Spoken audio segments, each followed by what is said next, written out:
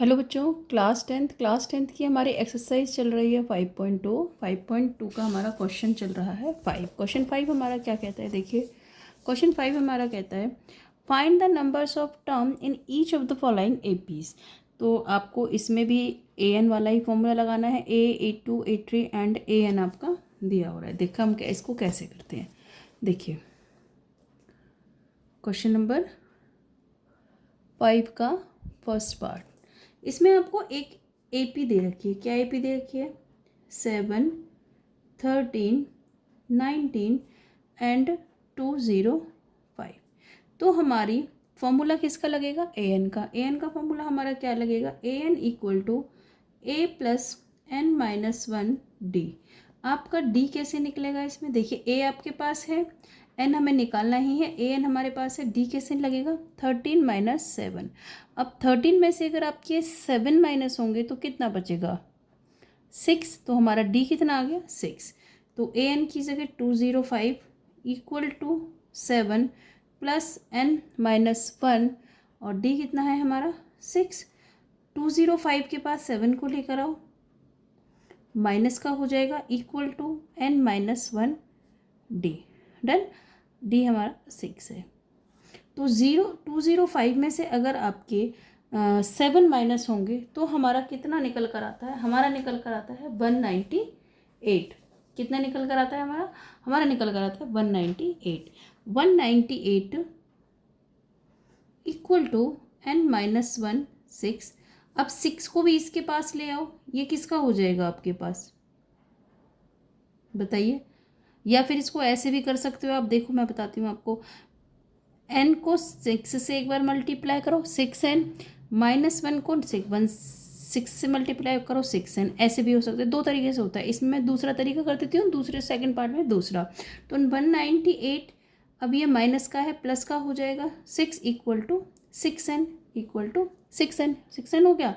अब देखिए अब क्या करोगे? 198 के पास हम 6 को लेकर आए तो कितना बन जाएगा हमारा? 204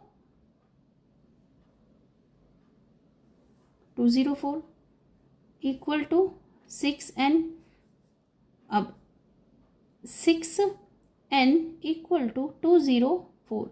n को यहीं रखो, 204 अपॉन में कर दो, क्योंकि इधर मल्टीप्लाई है।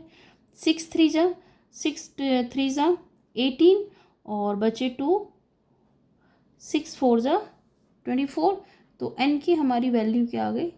34। ठीक है। अब सेकंड पार्ट देखिए। सेकंड पार्ट क्या है हमारा? सेकंड पार्ट है हमारा एक एपी ये दे रखी है आपकी, इसको निकालना है। डन। एपी क्या है आपकी? देखिए सेकंड पार्ट की 18,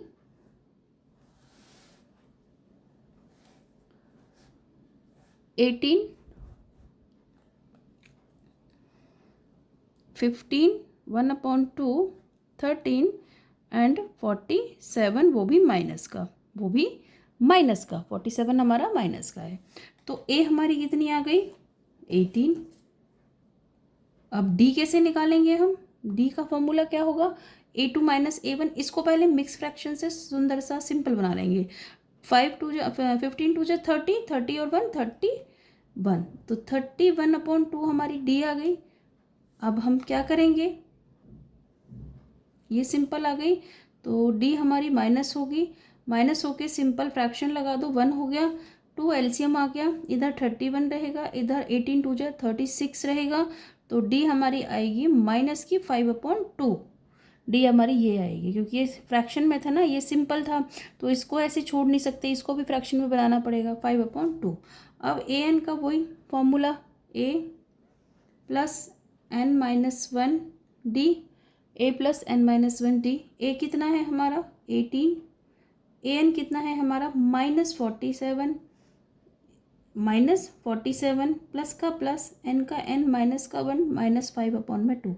देखिए इसमें मैं आपको दूसरा फॉर्मूला बता देती हूँ, इसको कैसे सॉल्व करते हैं। इधर एक साथ लाके -47 को रखा, इधर इसको लाए, ये माइनस का 18 हो गया, इक्वल का इक्वल n माइनस 1 -5/2।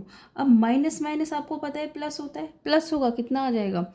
माइनस का 65। क्यों? क्योंकि 47 बड़ा है, इक्वल टू n माइनस 1 -5/2। अब देखिए -5/2 है ना, ये है इसके मल्टीप्लाई में ये, लेकिन इधर जाके क्या होगा, रेसिप्रोकल हो जाएगा। 65 इन 2 में 2/5, वो भी माइनस का, इक्वल टू n-1।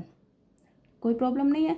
इसके बाद देखिए क्या होगा, माइनस माइनस कट गए, प्लस आ गया, 5 बन जाए 5,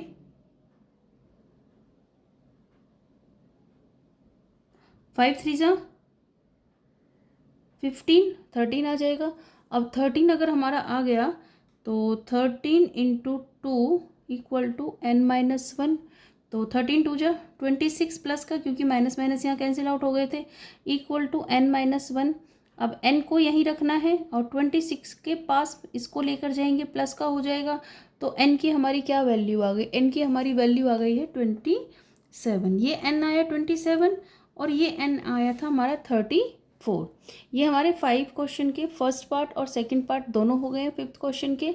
चलिए बच्चों, बाय बाय। प्लीज़ लाइक ज़रूर करिए।